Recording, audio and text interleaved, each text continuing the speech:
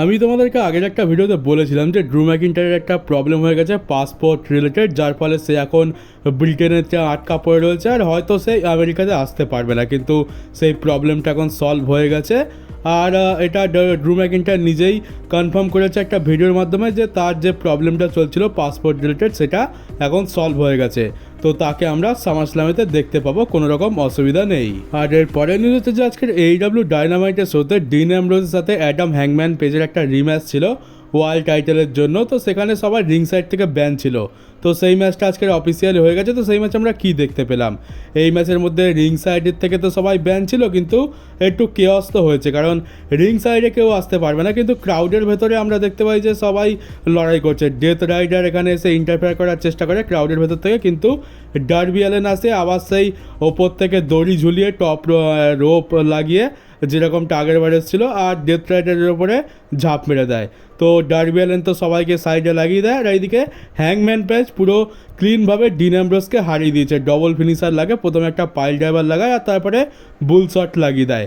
আর Adam হ্যাংম্যান page তার title successfully written করে নিয়েছে। আর সামারস্ল্যামের ম্যাচেসের কাউন্টডাউনও অফিসিয়ালি শেষ হয়ে গেছে। 1 নম্বরে রাখা হয়েছে 1994 না 92 সালের ব্রেট হার্ট ভার্সেস ব্রিটিশ বুলডগের মধ্যে ম্যাচ। এইটার ব্যাপারে তো আমি কিছু বলতে পারবো না, কারণ আমি এই ম্যাচটা দেখেও নি। আর তখনকার যুগের রেসলিং কেমন হতো সে তো তোমরা খুব ভালো করেই জানো। আর এটা অনেকে ক্রিটিসাইজ করছে যে এত ভালো ভালো ম্যাচেস থাকতে ডাব্লিউডব্লিউ নাকি এই ম্যাচটা রেখেছে, তবে এটা নিয়ে কী বা বলবো। হতে পারে সেই যুগে এই ম্যাচটা অনেক বড় ছিল, হয়তো এটা কোনো সত্যি ভালো ম্যাচ, তো এটা নিয়ে তো আর বেশি কিছু বলার নেই। তবে আমরা টপ 5-এ Brock Lesnar versus CM Punk, এমনকি 2 নম্বরে আমরা জন সিনা ভার্সেস AJ স্টাইলসের সেই আইকনিক ম্যাচ দেখতে পেলাম, সেটাও ডেফিনেটলি খুব ভালো ম্যাচ। তো এই দুটো থেকে বেশ ভালো লাগলো। আসল কথা হচ্ছে যে ম্যাচগুলো আমরা আমাদের যুগে লাইভ দেখেছি সেগুলোই আমরা ফিল করতে পারবো। এই যে 1 নম্বরে যে ম্যাচটা রেখেছে এটা তো আমরা লাইভ দেখিনি, তাই হয়তো আমাদের কাছে এটার অতটা বেশি দাম নেই। আর এই হাল্ক হগানের যে ট্রিবিউটটা আমরা দেখতে পেলাম সেখান থেকেই তোমরা পরিষ্কার দেখতে পাচ্ছ যে ডাব্লিউডব্লিউ রোমান রেন্সকে কোডি রোডসকে দিয়ে রিপ্লেস করে দিয়েছে। আগে আমরা যখনই কোনো এরকম স্মরণ সভা দেখতে পেতাম ডাব্লিউডব্লিউতে কেউ মারা যেত কোনো রেসলিং লেজেন্ড, তখন ভিন্স ম্যাকম্যানের কাছেই দাঁড়িয়ে থাকতো রোমান রেন্স। আর এটা কে কোথায় দাঁড়িয়ে থাকবে এটা আগে থেকে ঠিক করা থাকতো। টপ স্টাররা একেবারে ফ্রন্ট রোতে থাকবে, কোম্পানির মালিকের পাশে কোম্পানির ফেস থাকবে। আর সেটাই এখন চেঞ্জ হয়ে গেছে। এখানে আমরা রোমানকে তো দেখতে পাচ্ছি, এখানে ট্রিপল এইচ, তারপরে সাইডে হয়তো রাইটার্সরা রয়েছে, এদেরকে তো আমি অতটা চিনি না। একদম পাশে রয়েছে কোডি রোডস।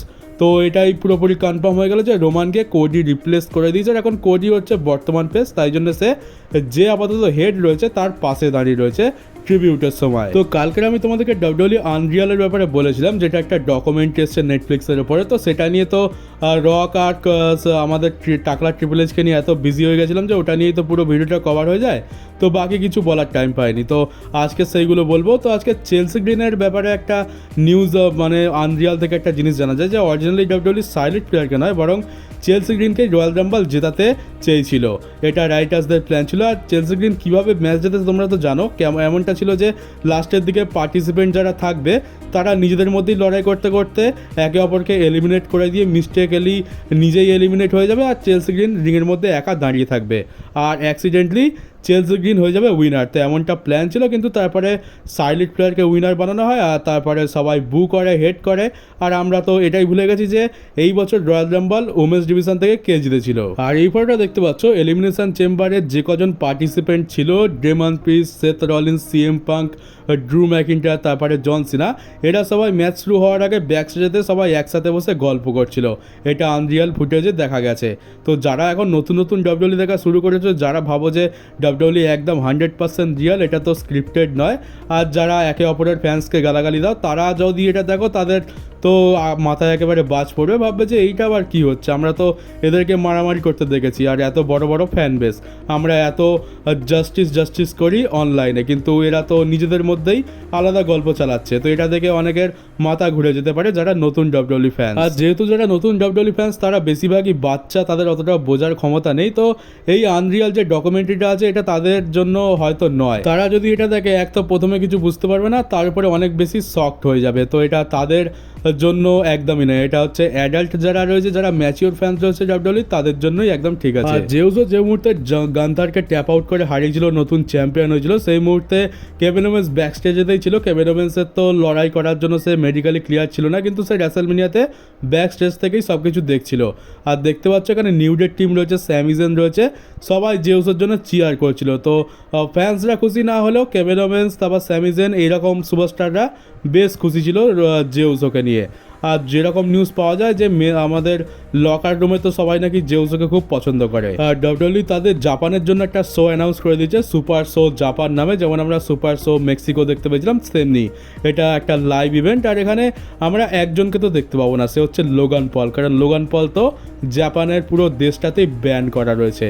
এমনিতেও লোগান পল এইসব লাইভ ইভেন্টে লড়ে না, কিন্তু এটা জাস্ট একটা মিম বলতে পারো, সবাই মজা করে বলছে যে লোগান পলের তো জাপানের এন্ট্রি নেই, তো লোগান পল কোনোভাবেই জাপানেতে যেতে পারবে না। আর এটা একদম সত্যি কথা, জাপানের গভর্নমেন্ট লোগান পলকে অ্যালাউ করবে না, সে তো পুরোপুরি ব্যান সেখান থেকে। আর সামারস্ল্যামের স্টেজের আর একটা নতুন ফটো আসছে, দেখতে পাচ্ছ কনস্ট্রাকশনের কাজ এতদূর রয়েছে। এখানে স্ক্রিনটা দেখতে পাচ্ছি মোটামুটি একটু কম হাইট লাগছে, হয়তো ওপরে আরও স্ক্রিন বাড়াবে, কিন্তু যদি না বাড়ায় তাহলে ভাবো কীরকম হবে। মানে র স্ম্যাকডাউনে আমরা যেরকম সেট দেখতে পাই শুধু সেরকমই সেট দেখতে পাবো, খালি পার্থক্যটা হচ্ছে সাইজে একটু বড় হবে, কারণ স্টেডিয়ামটা বড়, তাই চড়ায় একটু বেশি বড় করে দেবে, আর র্যাম্প যেমন ছিল তেমনই থাকবে।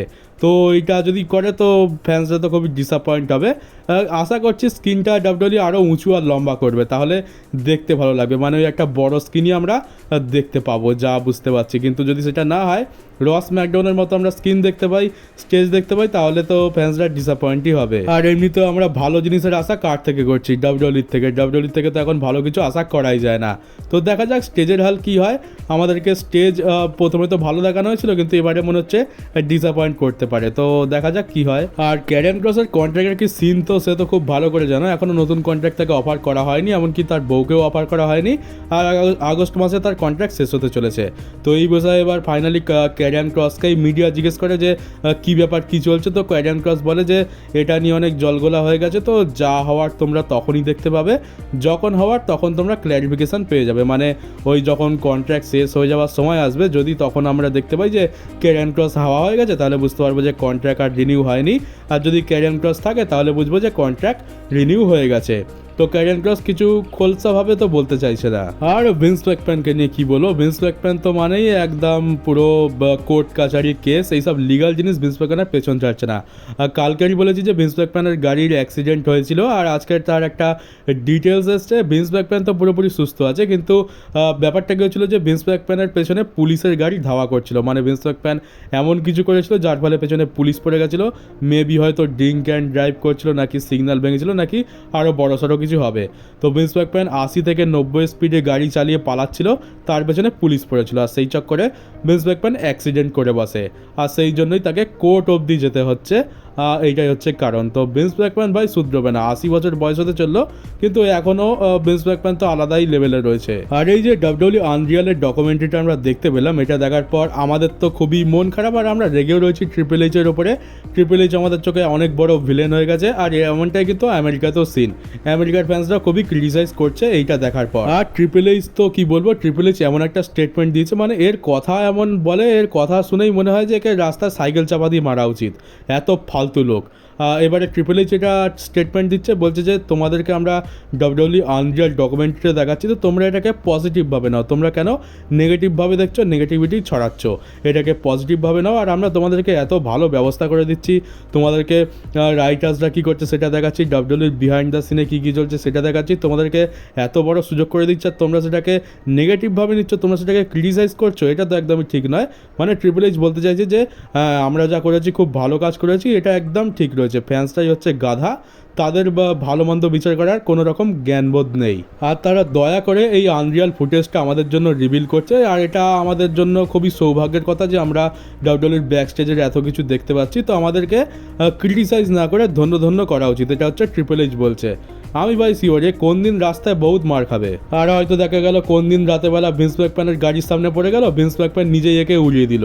আর এবার সামারস্ল্যামের টিকিট সেল নিয়ে কথা বলা যাক। তো নাইট ওয়ানে এখনও পর্যন্ত 47,500-রও বেশি টিকিট বিক্রি হয়ে গেছে, আর নাইট টু এর জন্য 50,000-এরও বেশি টিকিট ডাব্লিউডব্লিউ সোল্ড আউট, মানে সোল্ড আউট তো নয়, সোল্ড করে দিয়েছে। তো দর্শক তো খুব ভালোই আসছে। এমনিতে কি হয় যে আমরা দেখতে পাই যে প্রত্যেকটা প্রিমিয়াম লাইভ ইভেন্টে ডাব্লিউডব্লিউ টাকা বাড়িয়ে দেয়, দর্শকরা কান্নাকাটি করে যে ডাব্লিউডব্লিউ এত কেন টাকা বাড়িয়ে দিয়েছে, আমরা এত টাকা দিয়ে কী করে দেখতে যাব। এবারে তো সামারস্ল্যামের ফ্রন্ট রোয়ের টিকিটের দামই করা হয়েছে 70 লাখ টাকা। তো বুঝতেই পারছো কত বেশি দাম। এত বেশি দাম হওয়া সত্ত্বেও এত বেশি টিকিট বিক্রি হয়ে যাচ্ছে, মানে ফ্যান্সরা প্রথমে কান্নাকাটি করবে যে ডাব্লিউডব্লিউ টিকিটের দাম বাড়িয়েছে, তারপর সেই টিকিট তারাই কিনে দেখতে যাবে, আর তারপর ডাব্লিউডব্লিউকে দোষারোপ করবে যে কেন দাম বাড়ানো হয়েছে। তো যদি এইভাবে তারা টিকিট কিনতে থাকে তাহলে তো ডাব্লিউডব্লিউর তো রস বাড়বেই, আর তারা তো টিকিটের দাম বাড়াবে। এখানে যদি কেউ টিকিট না কিনতো, সবাই ঘরে বসে টিভিতে সামারস্ল্যাম দেখতো, তাহলে ডাব্লিউডব্লিউর আসল খেলাটা বুঝতো। কিন্তু ফ্যান্সরা তো ভাই ফ্যান্স, তারা তো যতই দাম হোক না কেন টিকিট কেটে তারা স্টেডিয়ামেতে পৌঁছেই যায়। আর ডাব্লিউডব্লিউ সামারস্ল্যামের জন্য একটা স্পেশাল কাস্টম কিট বের করেছে, দেখতে পাচ্ছ এটা হচ্ছে সামারস্ল্যাম চ্যাম্পিয়নশিপ, একদম সামারস্ল্যামের মতো ডিজাইন করা হয়েছে। আর 3টে টি শার্টও দেখতে পাচ্ছি, একটা পুরনো সামারস্ল্যামের ফিল দিচ্ছে, একটা নতুন সামারস্ল্যামের ফিল দিচ্ছে, আর একটা মাঝখানে তো দেখতেই পাচ্ছ জন সিনা আর কোডি রোডসের ম্যাচ কার্ডের পুরো ওটাই ছাপিয়ে দিয়েছে। তো এটা এখন ডাব্লিউডব্লিউ স্টোরের উপর বিক্রি হচ্ছে। আর আমাদের হারামির টাকালাইজ এবারে সামারস্ল্যামকে 2 নাইটের কেন করা হলো সেইটার ব্যাপারে একটা স্টেটমেন্ট দিয়েছে, শুনে তো হাসি পাচ্ছে। এবার ট্রিপল এইচ বলছে যে এই যে সামারস্ল্যাম রেসেলমেনিয়া এইগুলোর সময় হচ্ছে আমাদের কাছে একটা ভ্যাকেশনের মতো, মানে এইটা ছুটির সময় রেসেলমেনিয়ার টাইমেও। আর এইটা এখন তো জানো যে আমেরিকাতে খুবই গরম পড়ে, গরম বলতে ওখানে তো 20 ডিগ্রি সেলসিয়াসেই ওরা একেবারে অজ্ঞান হতে শুরু করে। তো ওদের ওখানে এখন গ্রীষ্মকাল, আর এখানেই তখন ওই জন্যই এটাকে সামারস্ল্যাম নাম দেওয়া হয়েছে। তো এখন নাকি ওদের গরমের ছুটি, তো এই ভ্যাকেশনটা যাতে ফ্যান্সরা ভালো করে এনজয় করতে পারে সেই জন্যই 2টো নাইটের সামারস্ল্যাম করা হয়েছে, মানে 2 দিনের মজা ডাব্লিউডব্লিউ দেবে। আসলে এইসব তো কিছু নয়, 2 দিনের সামারস্ল্যাম হলে ডাব্লিউডব্লিউ বেশি টাকা ইনকাম করতে পারবে, মানে একদিনে যা ইনকাম হতো আগে এখন তার ডবল ইনকাম হবে, এমনকি তারও বেশি হবে। তো সেই কারণেই এটা করা হয়েছে, এটা তো বিজনেসের জন্যই। আর এখানে ডাব্লিউডব্লিউ বলছে যে আমরা তো ফ্যান্সদের কথা ভেবে 2টো নাইটের সামারস্ল্যাম করিয়েছি। ট্রিপল এইচ ভেবেছে যে তারা এখন 2025 সালে রয়েছে, আর তাদেরকে যারা দেখছে যে সমস্ত ফ্যান্সরা তারা 1870 সাল থেকে বিলং করে। হ্যাঁ, আমরা তো কিছুই বুঝি না, আমরা তো সব মূর্খ, ওই জন্যই তো এরা খুব সহজে আমাদেরকে বোকা বানিয়ে দেয়। এতই যখন ফ্যান্সদের চিন্তা, তাহলে ডাব্লিউডব্লিউকে আবার ফ্রি করে দাও, আমরা টিভিতে আবার ডাব্লিউডব্লিউ আরামসে দেখি, আর টিকিটের দামও কমিয়ে দাও, তাহলেই বুঝবো যে তোমরা ফ্যান্সদের কত কেয়ার করো। আর তো চলো গাইজ, এই ছিল আজকের নিউজ ভিডিও। কেমন লাগলো কমেন্ট বক্সে অবশ্যই জানিও। নতুন হয়ে তাহলে চ্যানেলটাকে সাবস্ক্রাইব করে নোটিফিকেশন বেলটাকে অবশ্যই অন করে দিও, আর ভিডিওটাকে শেয়ার করতে একদমই ভুলো না। তো চলো দেখা হচ্ছে কালকে তোমাদের সাথে একটা নতুন ডাব্লিউডব্লিউ নিউজ ভিডিও নিয়ে।